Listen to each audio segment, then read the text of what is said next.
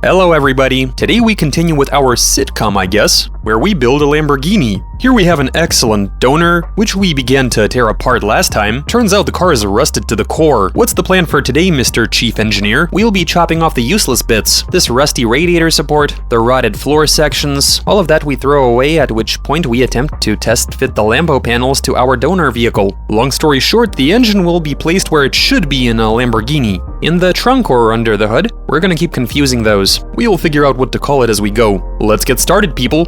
Today, we're gonna finish tearing that Nissan apart.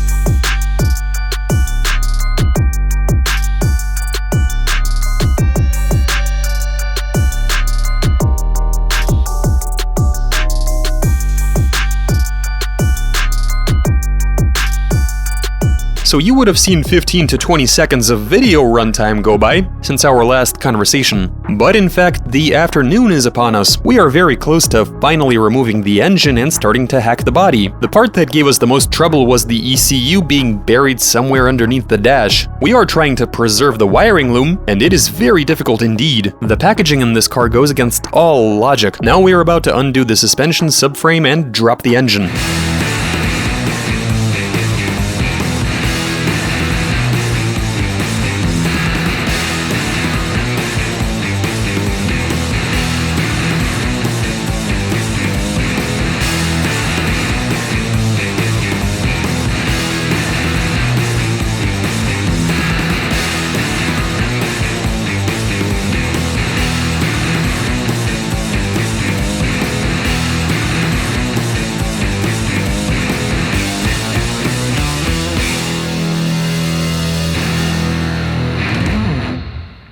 This car was obviously smashed and poorly repaired. You can clearly tell that it's all twisted up. What year is this, 93? It's a 95. Is that right? Remember that saying about Nissans? If a Nissan you own, then suffer alone? Yeah. What a great donor car we got. We should buy a donor for this donor. We're going to need this part, so all of this we'll be welding up. This reminds me of my Benz. What do you mean we're going to need this? Well, we'll be using this part. The frame rails, all of this we'll hack.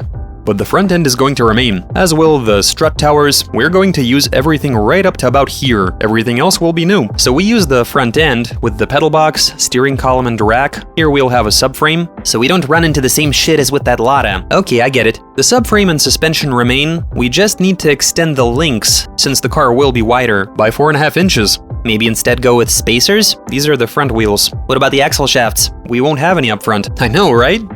I'm also getting this stuff confused. Front, rear, and so on. Everything is mixed up. This will be a sort of push-pull. The engine does look great though. There's the power steering pump. So if the power steering fails, your power steering is gone for good. Yeah, it takes all that effort to get to it, to replace it. So that kind of repair costs about the same as the entire car? Let that sink in. How long is it gonna take to remove a broken steering joint? Granny has come along to give us a few pointers. Is that a Nissan engine? Not a great idea, boys. In reality, people continue to swap this engine into all sorts of cars. What's the right way to increase the power? Like a supercharger? Or maybe a turbo? Do you have to replace the crank and the cams? It's already a 3-liter, what more do you need? They do make cams for these, right? Yeah, but forced induction? Nah. Why not? You can, but what's the point? Seriously though. The beauty of an NA motor is that you've got torque from all the way down, and up until a certain point. But on turbos, you've got a boost threshold. Take a UZ motor, for example, with its monstrous torque throughout the entire rev range. Want to have a look at the power steering pump placement? To replace it, you literally have to remove the subframe. Does it have a timing chain or belt? You know what, guys? These are the sorts of chats that start and just never end. We can literally stand next to the car and examine it after having worked on it for so many hours. In order to figure out what to do next, why don't we go ahead and cut the body to pieces?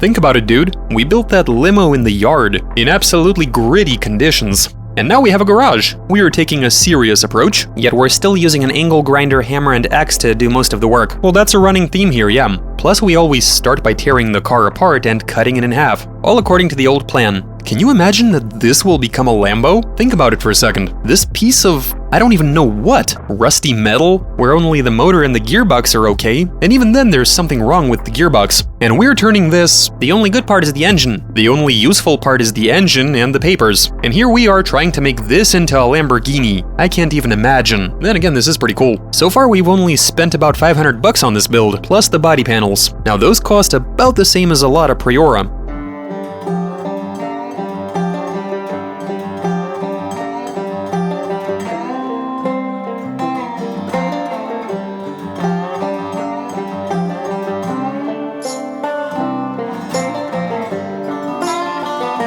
Can we break this? We just have to break this car in half. Wait a second, something is stretching. Did you cut the handbrake cable? Yeah. It's doing a wheelie. It's like a convertible. It begins to rain and we'll lower the roof. Yes, indeed, this is a convertible. Hardtop.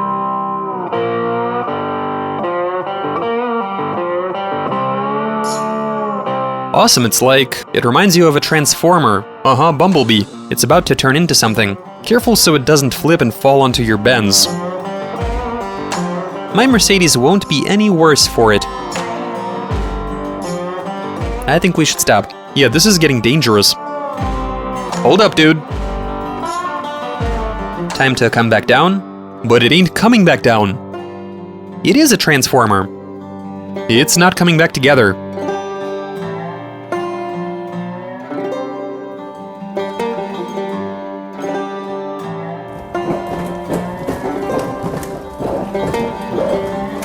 Oh wow, I think... Let's bring it down some more, for it to be planted when we break it. The floor has detached, see that? Our Lambo floor is loose. This looks super cool. Taking this cutting thing to a whole new level, wouldn't you agree? There we are. Let's bring it down... Okay. That there is a crazy farmer's mini tractor with a 3-liter V6. If we start every build this way, there will be no intact cars left in the city.